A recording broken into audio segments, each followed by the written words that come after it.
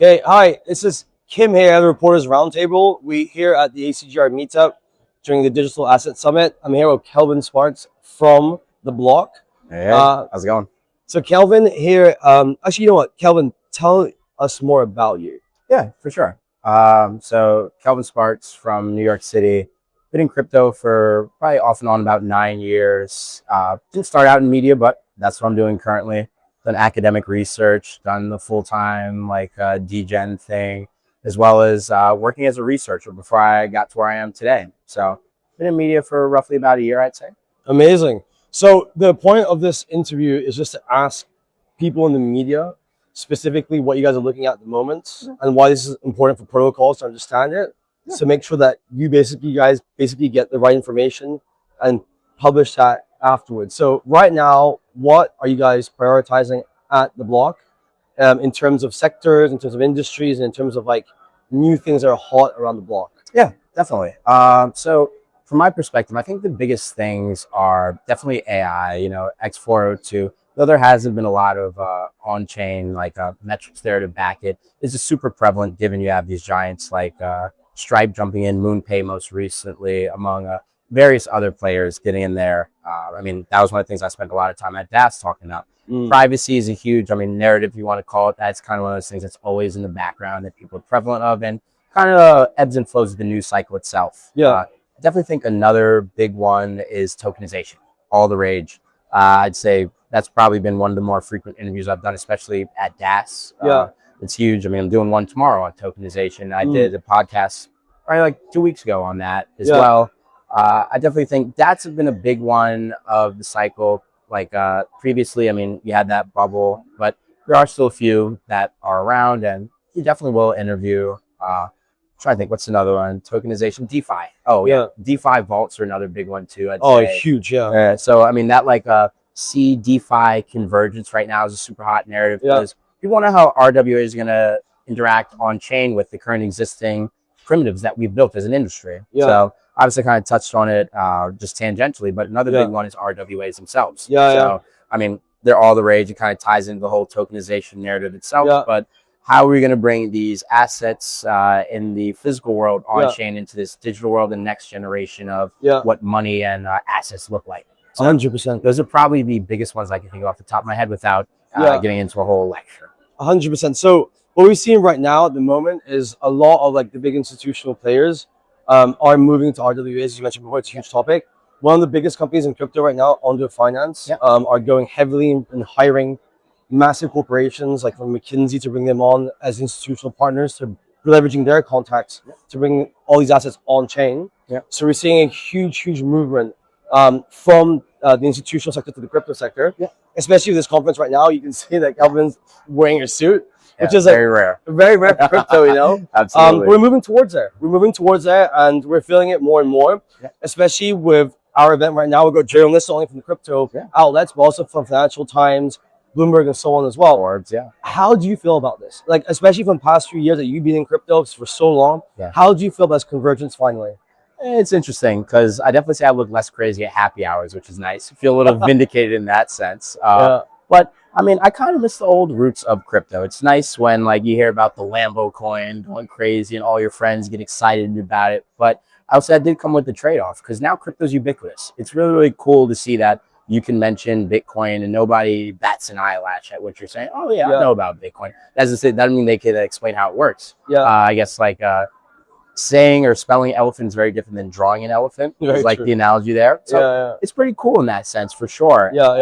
But overall, it's just a natural evolution of the industry itself. Before we were the crazy people in this weird corner of the internet doing what we do. And now it's this is just widely accepted. This is just what the future of finance is. So it's bittersweet in a certain sense. I hope that random guy in his basement makes 1,000x return, but I do know those stories are very far and few between. It's understandable that it's not going to be the current spotlight of the industry, nor is it really sustainable. So we're definitely on the path towards sustainability overall. And look, how I feel is how I feel, but that doesn't mean the market really cares about how I feel either. So that makes sense. So Kelvin, you've been in media for, you said, over a year now at the block.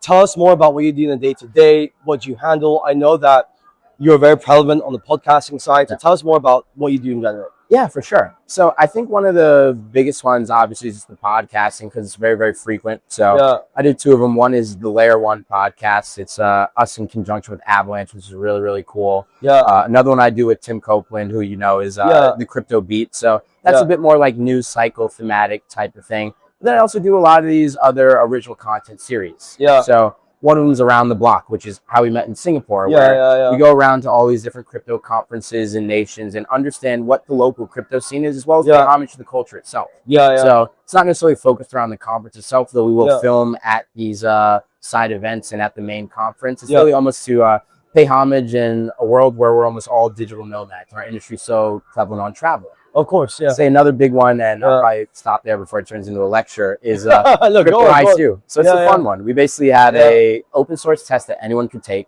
And with that, we took the top 16 contestants who wanted to opt in to participate in a Crypto IQ finals. So with this, we had folks from Wintermute, Abstract Chain, just independent traders, folks from Monad, and all these other different ecosystems, projects, and just independent folks who wanted to put their IQ to the test. And they competed for grand prize of really it was $10,000, $5K to second place, $2.5K to third place, and then we gave $2.5 grand to the audience as well, just in USDC. So that was a really fun one, just because I really got to stream. I mean, you're sitting in your house, like basically in your living room, wearing like a suit, kind of like how I'm dressed now. It gets a little weird, but honestly, maybe some super fun content. You make some really, really cool contacts. So those are the big ones. Amazing incentive, like for the audience in general.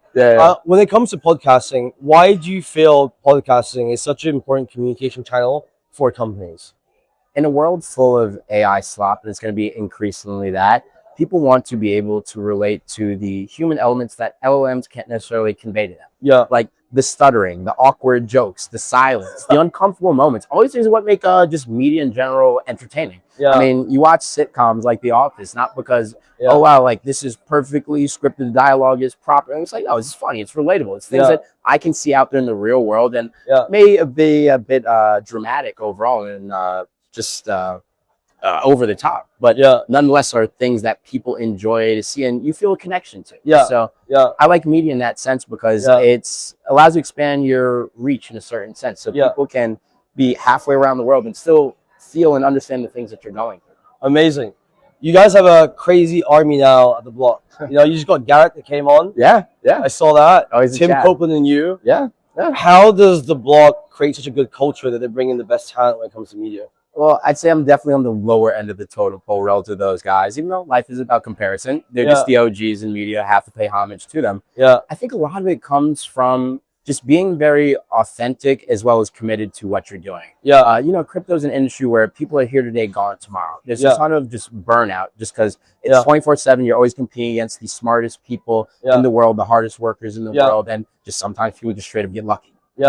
So I'd say a lot of it from the block really comes from that willingness to show up every single day, put your best foot forward, and say, hey, look, we have the industry contacts. We not just want to be digital, but also have that physical footprint showing up to lovely events like this. And really just understanding that subject matter expertise isn't developed overnight. It comes from having friends like you guys, having industry experts that you can call up to ask questions on, get their opinions on, as well as being willing to put in the nights and weekends just on your own time to develop a craft that you care deeply about. So great. Short answer. So you probably yes, sir. We're almost there. We're almost there. Almost there. Quick. You got. All right, sweet. So you probably have like tons of companies reaching out to you guys because the podcast is doing so well. What advice can you give out to companies when they do reach out? Do you guys read everything they send over? Just give some advice because I know that you guys get so much demand. So they would love to hear it. So I can speak for me personally, given I just get flooded a lot and I have the same name as my dad. So please don't email my dad. That does happen from time to time. So Kelvin Sparks Jr. Check the birth date, look at the profile photo, make sure it's not like a 60-year-old man. But that's number one. But additionally, I'd say like when you go to these conferences in person, make it a point to network with the media people. It's very rare we get FaceTime just in the industry that we work in. So make the most out of in-person time, I'd say. Not necessarily look, you need to haggle people, but there's always a respectful way to come up and say, hey, how's it going? Here's what I'm working on.